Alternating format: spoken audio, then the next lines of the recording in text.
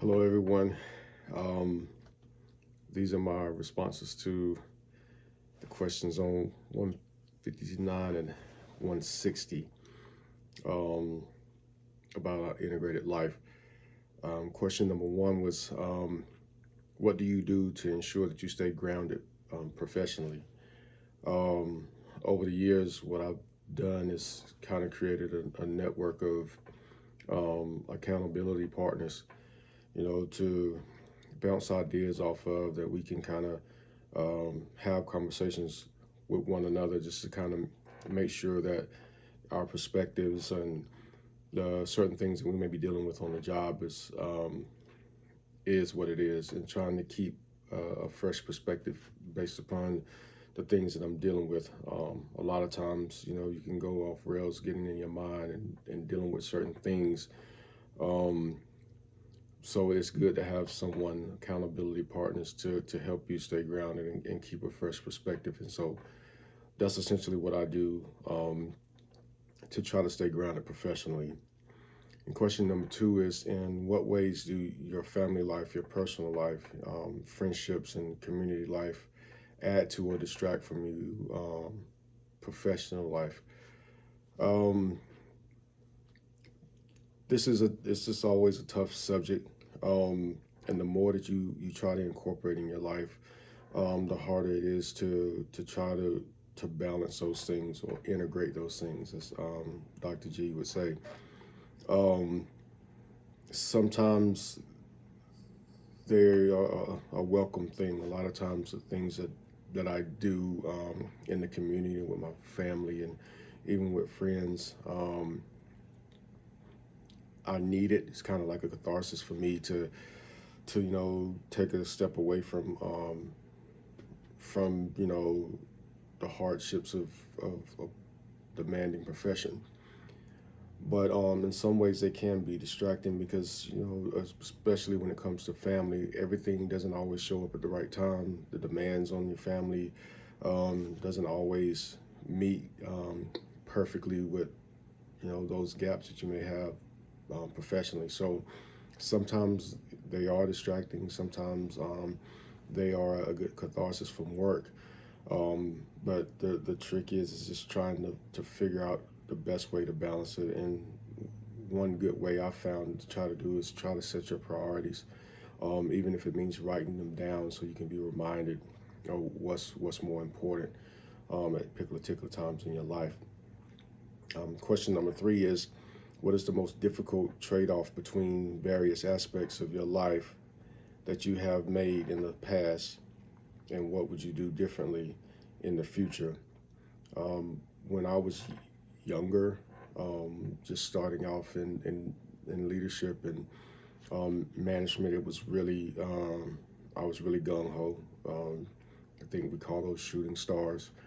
There were several times I worked, maybe 23 days in a row without a day off. There was several times that I worked over 20-hour days. It was nothing for me to have an 80-plus hour week. Just trying to solidify myself as uh, a leader, a, a leader that's competent, a leader that is hardworking, and for that, my family uh, really took a hit from that. Just trying to make as much money as I can, trying to climb the hierarchy as fast as I could.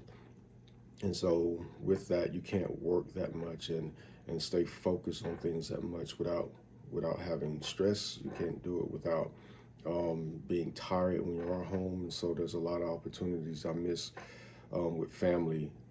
Just trying to focus on my job. And so what I would do differently is I would prioritize um, my family. Of course, there are times where you have to work, you have to show up, just so you can stay employed. But there were often times when I could have took time off. I could have not worked so late. I could have done other things to show up for my family. And at the end of the day, um, you don't ever think back, man, I wish I'd have worked more. No, it's always, I wish I'd have spent more time with the people that I love and I care about.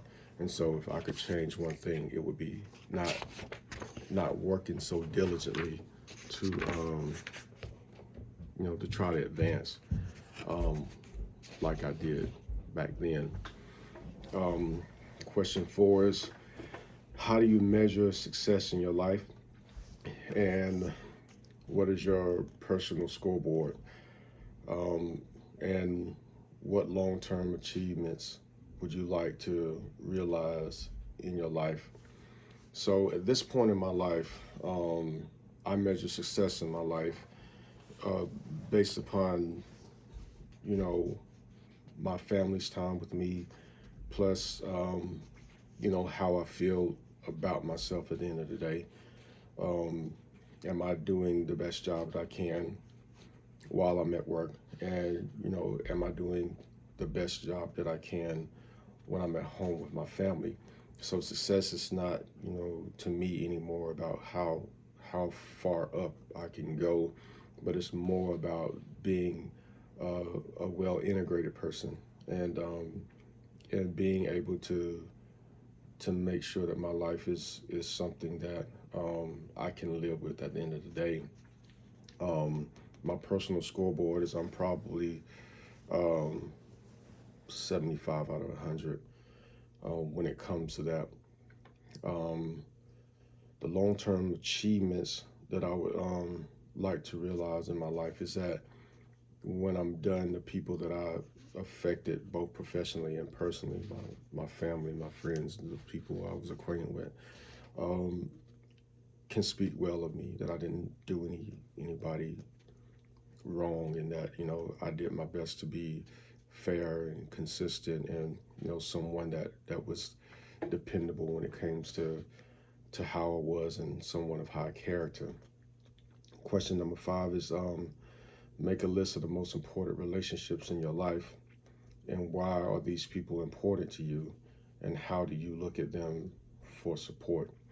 Um, well, obviously, Jesus Christ. Um, Obviously, my wife and my children are the most important people in my life.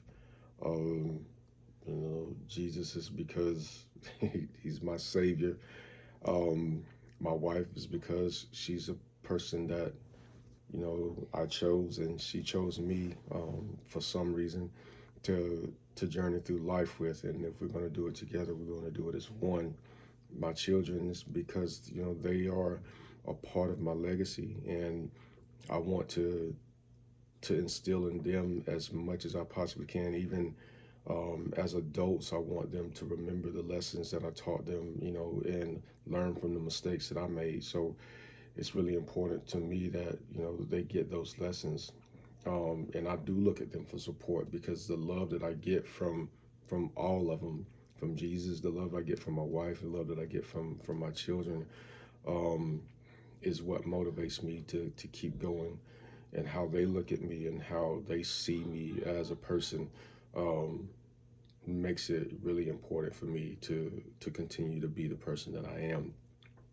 And finally, question number 6, do you have a personal support group? And if so, what is its value and the meaning to you and your leadership? I do have a personal support group, and like I said, I do have accountability partners um, that not just for professional, but also for life. Period. And it's invaluable. What it's meant to me, and how it's you know kept me off the ledge sometimes. Um, but it also has redefined, because my accountability group is leaders themselves.